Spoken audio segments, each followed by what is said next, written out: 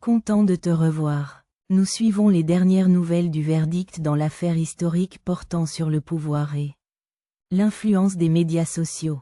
Un jury de Los Angeles a jugé aujourd'hui Meta et YouTube négligents dans la conception ou le fonctionnement de leur plateforme et a déclaré que les entreprises n'avaient pas averti les utilisateurs des dangers de leurs services.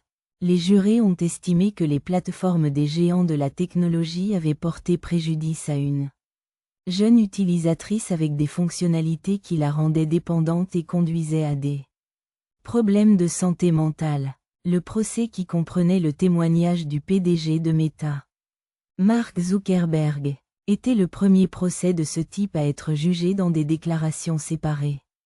Meta et Google, la société mère de YouTube, se dit en désaccord avec le verdict d'aujourd'hui et envisage de faire appel. Le verdict d'aujourd'hui intervient juste un jour après qu'un jury du Nouveau-Mexique a ordonné à Meta de payer 375 millions de dollars après avoir déterminé que Meta avait caché ce qu'elle savait sur l'exploitation sexuelle des enfants sur sa plateforme.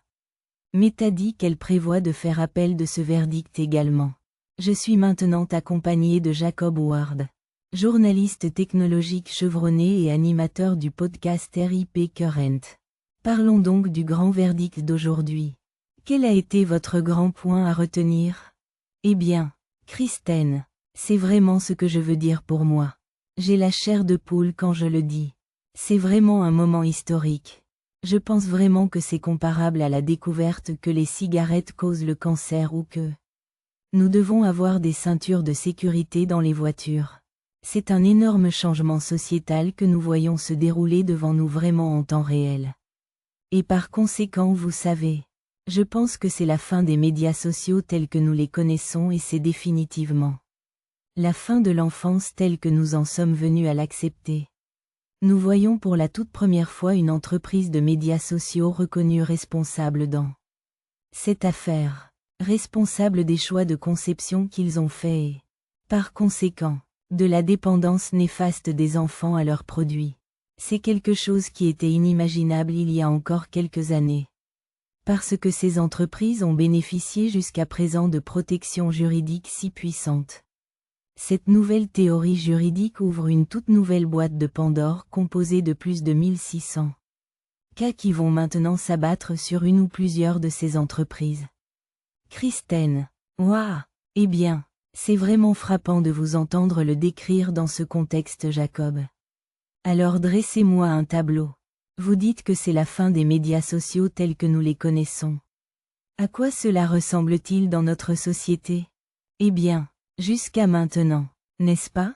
Nous avons traité notre attention et par extension notre comportement comme avant tout quelque chose que vous et moi sommes censés contrôler entièrement nous-mêmes. N'est-ce pas?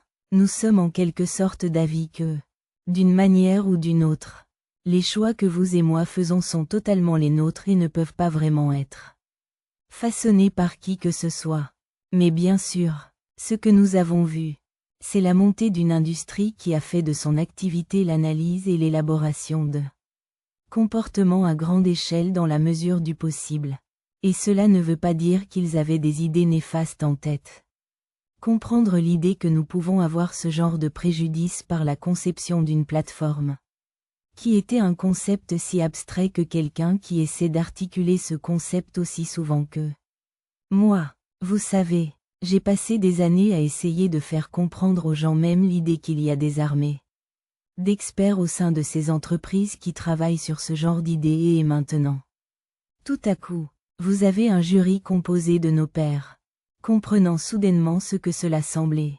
Par conséquent, trouvant ces deux entreprises en diffamation. Donc cela pourrait absolument réécrire les règles maintenant. Est-ce que ce sera une réécriture des règles qui plaira à tout le monde? Je ne pense pas, n'est-ce pas? Nous avons d'énormes problèmes de premier amendement qui vont survenir et vous savez que Meta et YouTube vont se battre bec et ongles parce que c'est une menace existentielle pour la façon dont ils font des affaires. Je pense que c'est vraiment très puissant de vous entendre en parler dans les termes où vous parlez. Des bénéfices. Parlons des bénéfices de ces entreprises. La Meta vaut plus d'1 billion de dollars. YouTube vaut plus d'1 demi-billion de dollars. L'encre de l'alphabet de sa société mère vaut plus de 3 billions de dollars. Ces entreprises pourraient-elles simplement absorber le coût et continuer à faire des affaires? Trouver un moyen de continuer à faire des affaires comme d'habitude. Je veux dire quand nous regardons les jugements individuels ici. N'est-ce pas? Vous avez affaire à un jugement de 375 millions de dollars au Nouveau-Mexique et c'est une question légèrement différente. C'est une question différente de celle qui a été réglée à Los Angeles. Mais les deux entourent en quelque sorte l'idée qu'il y a un préjudice causé et une responsabilité de la part de l'entreprise. Dans ces deux cas, n'est-ce pas? Vous regardez des chiffres qui sont vraiment une erreur d'arrondi dans les bilans de ces entreprises. Bien sûr, le jugement de 3 millions de dollars pour ce seul plaignant à Los Angeles. En aucun cas, mais vous regardez les 350 autres affaires familiales à venir. Vous regardez les deux, vous savez que celle-là seule. Si vous utilisez ce calcul, 3 millions par plaignant, cela finit par se chiffrer en milliards. N'est-ce pas? Ou au moins plus d'1 milliard si vous regardez les calculs des districts scolaires, dont 250 sont alignés pour intenter une action en justice et que vous pensez aux milliers d'élèves. Par district scolaire, vous arrivez soudainement à des chiffres très élevés. Et donc, si ces entreprises peuvent se le permettre en dollars et en cents. Vous savez, je pense que nous pourrons le comprendre. Le temps nous le dira. Mais l'incitation à laquelle elles n'ont pas été confrontées avant maintenant est de changer leur façon de faire des affaires parce qu'il y a soudainement une responsabilité aux États-Unis. Christian, nous ne faisons pas beaucoup de changements à comment les entreprises font des affaires ou vous savez, les entreprises ne font pas de changements à moins qu'il y ait un préjudice financier. C'était une industrie si énorme que nous n'aurions pas pu imaginer causer suffisamment de préjudice financiers pour leur permettre ne serait-ce qu'envisager de changer. Maintenant, ces incitations évoluent d'une manière que nous n'avons pas vue. Je dirais depuis l'ère des grands tabacs. Depuis l'ère de la peinture au plomb. N'est-ce pas? Ce sont d'énormes types de jugements qui doivent être rendus pour qu'une entreprise envisage de changer sa façon de faire des affaires et donc je pense simplement que nous sommes probablement. Même si nous allons voir un appel sans fin. Ceci n'est en aucun cas réglé devant les tribunaux. Je pense que c'est la première fois, opérant à une échelle qui touche vraiment ces entreprises d'une manière très nouvelle. Regardez avant de vous laisser partir. Je dois changer de vitesse. Je veux vous montrer ce genre de scène extraordinaire à la Maison Blanche aujourd'hui dans un robot. Alimenté par l'IA, j'ai escorté la première dame Melania Trump à un sommet sur la technologie et l'éducation et j'ai ouvert le sommet en parlant avec Jacob. C'est un peu sorti d'un film.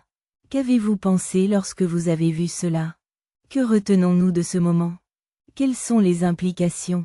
Je ne peux pas croire que je vous parle le jour même où un jury de 12 personnes, vous savez, a décidé que nous devions protéger les enfants d'une toute nouvelle manière. Il a établi cette toute nouvelle idée du préjudice et en même temps vous avez cette imagerie. Mais parce que nous n'obtenons pas d'action fédérale. Nous devons le faire et quand vous voyez, honnêtement,